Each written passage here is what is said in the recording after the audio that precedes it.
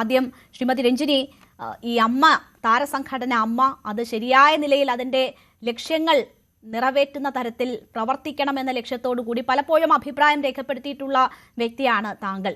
ഇപ്പോൾ സ്ത്രീകൾ അധികാരത്തിൽ വന്നപ്പോൾ അതൊരു ചരിത്രമായിരുന്നു. തെരഞ്ഞെടുപ്പിലൂടെ സ്ത്രീകൾ അധികാരത്തിലെത്തി 9 മാസം പിന്നിടുമ്പോൾ വലിയ രീതിയിൽ പരസ്യമായിരിക്കുകയാണ് സംഘടനയിലെ തമ്മിൽ തല്ല്. എങ്ങനെയാണ് താങ്കൾ ഇപ്പോഴത്തെ ഈ സാഹചര്യങ്ങളെ നോക്കിക്കാണുന്നത്? നേരത്തെ പറഞ്ഞ പോലെ എല്ലാവരും പോലെ തന്നെ ഞാൻ വളരെ സന്തോഷമായിരുന്നു. കാരണം ആദ്യമാണ് ഇങ്ങനത്തെ, I think in the entire world നമ്മൾ എടുത്ത് നോക്കിയാലേ ഇങ്ങനത്തെ ഒരു അസോസിയേഷനിൽ ഒരു ലേഡി പ്രസിഡന്റ് ആവുന്നു. പിന്നെ അതില്ലാണ്ട് most of the members ladies ആണ്. അത് ഒരു വെൽക്കമിങ് ഗസ്റ്റർ ആയിരുന്നു. പിന്നെ അത് കഴിഞ്ഞിട്ട് ഇങ്ങനത്തെ കാര്യങ്ങൾ ടി വിയിൽ കാണുമ്പോൾ വളരെ ദുഃഖമാണ്. ബിക്കോസ് നേരത്തെ ഉഷ സംസാരിച്ച പോലെ അവിടെ ഒരു എന്താ പറയുക, ചൈൽഡിഷ് ആയിട്ടാണ് എനിക്ക് തോന്നുന്നത്. അവിടെ ഇരിക്കുന്ന മെമ്പേഴ്സും EC മെമ്പേഴ്സും യുനോ whoever's in charge. അപ്പോൾ അത് ബിക്കോസ് സേ ഫോർ എക്സാമ്പിൾ ഒരു ലേഡി പ്രസിഡന്റ് ശ്വേതാല് ഒറ്റയ്ക്കിരുന്ന് ഇത് ഹാൻഡിൽ ചെയ്യാൻ പറ്റില്ല. ബിക്കോസ് എല്ലാവരും ഒരുമിച്ച് നിന്നാലേ എന്തെങ്കിലും ഒരു അസോസിയേഷൻ സക്സസ് ആവും. ഈ അസോസിയേഷൻ തന്നെ ഫൗണ്ട് ചെയ്തത് ബിക്കോസ് ഓഫ് വെൽഫെയർ, ആർട്ടിസ്റ്റിന്റെ വെൽഫെയർക്ക് വേണ്ടിയാണ് ഇത് ഫൗണ്ട് ചെയ്തത്. അതിലിരിക്കുന്ന എന്താ പറയാ ചില ആക്ടിവിറ്റീസ് അത് നോക്കാൻ ഇവർ ആരും പ്രൊഫഷണൽ അല്ല. അത് ശരിക്കും ഒരു government body, say for example ഇപ്പോൾ ഒരു പോലീസ് കേസ് അങ്ങനെ ഞാൻ കേൾക്കുന്നുണ്ട്. പിന്നെ മീഡിയയിൽ തന്നെ ഞാൻ ചില കാര്യങ്ങൾ ഈ ഹാർഡ് ഡിസ്ക് മിസ്സിങ് ഇങ്ങനത്തെ കാര്യങ്ങൾ ശരിക്കും ഇങ്ങനത്തെ അസോസിയേഷനിൽ ചെയ്യാൻ പാടില്ല കാര്യങ്ങളാണ്. Because they are not trained, they are not lawyers or they are not any professional to handle it. അപ്പോൾ അത് എന്താ ചെയ്യണം, അങ്ങനെ ഒരു പരാതി വന്നാൽ അവർ അത് പോലീസ് സ്റ്റേഷനക്ക് ഏൽപ്പിക്കണം. പക്ഷെ അവിടെ ചില ഒരു പെർട്ടിക്കുലർ ഒരു പേഴ്സൺ, ഞാൻ നെയിം ചെയ്യുന്നില്ല ആരെന്ന്, ഇങ്ങനത്തെ ഒരു പേഴ്സൺ ഈ ഹാർഡ് ഡിസ്ക് കാര്യത്തിൽ മിസ്സിങ് ആയിരുന്നു. അതില്ലാണ്ട് അവർ വേറെ ഒരു അക്കാഡമിയിൽ വലിയ പൊസിഷനിലാണ് ഇരിക്കുന്നത്. അപ്പോൾ ഇതിൻ്റെ കോൺഫ്ലിക്റ്റ് ഓഫ് ഇൻട്രസ്റ്റ് എവിടെയാണ്? ഞാൻ ഒരു 2-3 അസോസിയേഷനിൽ പോയി ഇരിക്കാൻ പറ്റുമോ ഞാൻ ഒരു തലപ്പത്തിൽ?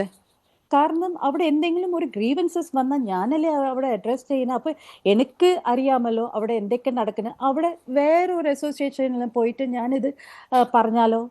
ബിക്കോസ് അവിടെ തന്നെ വി ഹാവ് ടു സ്റ്റോപ്പ്. ഒരാൾ ഒരു അസോസിയേഷനിൽ തലപ്പത്തിലിരുന്നാൽ വേറൊരു അസോസിയേഷനിലും they should not be in that position. ആദ്യം അത് റീട്രസ് ചെയ്യണം. പക്ഷേ ഇവിടെ എല്ലാം തുറന്ന ബുക്ക് പോലെയാണ് ഇരിക്കുന്നത്.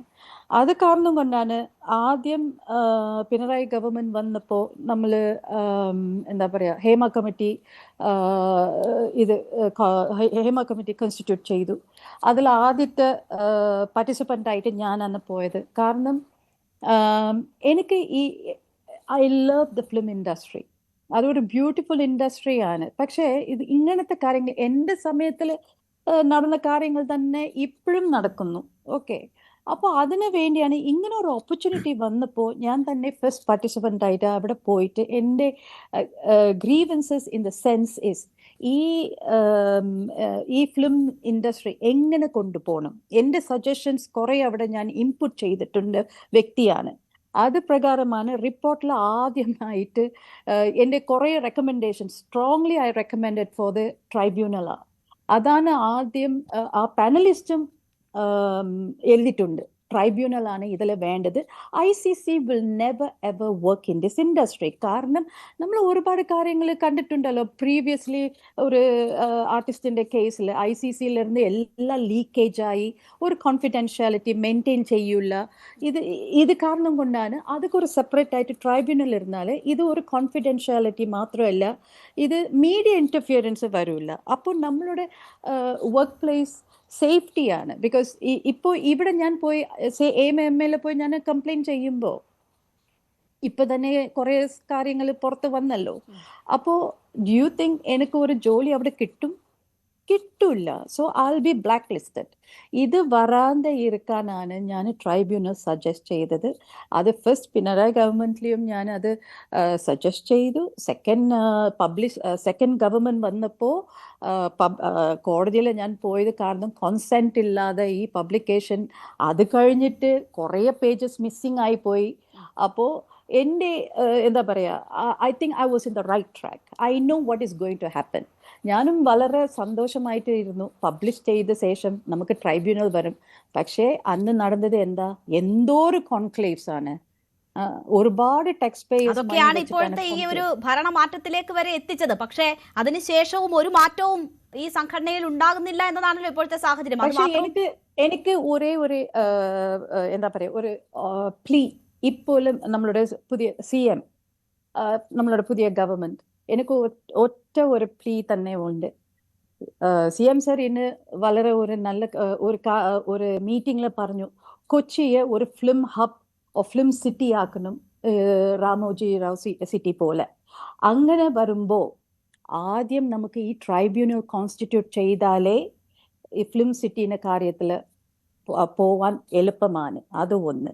സെക്കൻഡ് തിങ്, ഈ ട്രൈബ്യൂണൽ ഇപ്പോഴെങ്കിലും ഈ ഗവൺമെന്റെങ്കിലും ഒരു കോൺസ്റ്റിറ്റ്യൂട്ട് ചെയ്താലേ ഇങ്ങനത്തെ, ബിക്കോസ് നമ്മളുടെ ഇൻഡസ്ട്രി ഞാൻ നേരത്തെ പറഞ്ഞ പോലെ എല്ലാവരും നല്ല ആൾക്കാരാ. ദർ ആർ ഇഷ്യൂസ് ഇൻ ചിലവർ എന്താ പറയുക, ഒരു ഈഗോ പ്രശ്നങ്ങളുണ്ട്. പിന്നെ മീഡിയയിൽ വന്നിട്ട് സംസാരിക്കുന്നത് വളരെ മോശമാണ്. ആൾക്കാർ എന്ത് വിചാരിക്കും, പബ്ലിക് എന്താ വിചാരിക്കും, നമ്മളുടെ ഇൻഡസ്ട്രി ഇങ്ങനെയാണോ, அதுக்கு வேண்டியான നമ്മൾ ഇത് ട്രൈബ്യൂണലിൽ വെച്ചൊക്കെ സിമ്പിളായിട്ട് ഇത് സോൾവ് ചെയ്ത കാര്യമല്ലേ. അപ്പൊ ഞാൻ എൻ്റെ ഒരു പ്ലീ ആണ് CM എടുത്ത്, ഇനിയെങ്കിലും ഒരു ട്രൈബ്യൂണൽ ഒന്ന് കോൺസ്റ്റിറ്റ്യൂട്ട് ചെയ്യണം. അങ്ങനെ ചെയ്താൽ I'll be ready to work for it 24/7. ശരി, ട്രൈബ്യൂണൽ. പക്ഷേ ഇപ്പോഴത്തെ ഉണ്ടായിട്ടുള്ള ആരോപണങ്ങൾ ആ നിലയിലുള്ളതാണോ എന്ന കാര്യത്തിൽ എനിക്ക് സംശയമുണ്ട്. ഇത് താരസംഘടന അമ്മയിലെ ഭരണപരമായ പ്രശ്നങ്ങളുമായി ബന്ധപ്പെട്ടൊക്കെയുള്ളതാണ്. പക്ഷേ വളരെ ഗൗരവമായിട്ടുള്ള മറ്റ് ചില ആരോപണങ്ങൾ ഉന്നയിക്കപ്പെട്ടിട്ടുണ്ട്. ഇവിടെ നമുക്കൊപ്പം ശ്രീ പ്രകാശ് ബാരെ കൂടി ചേരുകയാണ്. ശ്രീ പ്രകാശ് ബാരെ, ഒരു കുടുംബ സംഗമത്തിന്റെ സ്പോൺസർഷിപ്പുമായി ബന്ധപ്പെട്ടു തുടങ്ങിയ തർക്കമാണ് ഈ നിലയിലെത്തി നിൽക്കുന്നത്. ഇവിടെ ഇപ്പോൾ പലരും അഭിപ്രായപ്പെടുന്നത് ഈ ഭരണസമിതി മൊത്തത്തിൽ പരാജയമാണ്. അവർ അംഗങ്ങളുമായുള്ള കമ്മ്യൂണിക്കേഷൻ പോലും നടത്തുന്നില്ല, ഇതിന്റെ ഒരു ലക്ഷ്യങ്ങളും നേടിയിട്ടില്ല തുടങ്ങിയ കാര്യങ്ങൾ അവർ ചൂണ്ടിക്കാട്ടുകയാണ്. 9 മാസമായ ഭരണസമിതിയാണ്. ആ നിലയിൽ ആ ഭരണസമിതിയെ വിലയിരുത്തുന്നതിനുള്ള സമയമായി എന്ന് താങ്കൾക്ക് തോന്നുന്നുണ്ടോ? പെൻഷൻ, മറ്റ് വിഷു കൈനീട്ടം ഉൾപ്പെടെ മറ്റ് അമ്മ ചെയ്തു വന്നിട്ടുള്ള കാര്യങ്ങൾക്കൊന്നും മുടക്കം വന്നിട്ടില്ല. പക്ഷേ ഇതിന്റെ ഉദ്ദേശ ലക്ഷ്യങ്ങളിൽ നിന്ന് വിട്ടുപോയിരിക്കുന്നു എന്ന ആക്ഷേപം വളരെ ശക്തമായുണ്ട്. കൂട്ടുത്തരവാദിത്വം നഷ്ടപ്പെട്ടിരിക്കുന്നു എന്ന് പറയുന്നു. അപ്പോൾ ആ ഭരണസമിതിയെ വിലയിരുത്തുന്നതിനുള്ള മതിയായ സമയമായിട്ടുണ്ടോ? ഇത് ഇപ്പോഴുള്ള ഭരണസമിതിയുടെ പ്രശ്നമാണെന്ന് ഞാൻ കരുതുന്നില്ല. കാരണം ഇതിൻ്റെ ചരിത്രപരമായിട്ടുള്ള കഴിഞ്ഞ ഏതാനും വർഷത്തെ ഇവരുടെ ട്രാക്ക് റെക്കോർഡ് എടുത്ത് നോക്കിക്കഴിഞ്ഞാൽ AMMA എന്ന് പറയുന്ന ഓർഗനൈസേഷൻ മലയാള സിനിമയിലെ ഒരു കളങ്കമായി, ബ്ലെമിഷ് ഓൺ മലയാളം സിനിമ, അതായിട്ട് തുടരുകയാണ്. വളരെ കൃത്യമായിട്ട് ഹേമ കമ്മിറ്റി എന്താണ് ഇവരുടെ പ്രശ്നം, എങ്ങനെയാണ് ഇവർക്ക് നന്നാകാൻ പറ്റുക. കൂടുതൽ വാർത്തകൾക്ക് News 18 Keralam YouTube channel subscribe ചെയ്യുക.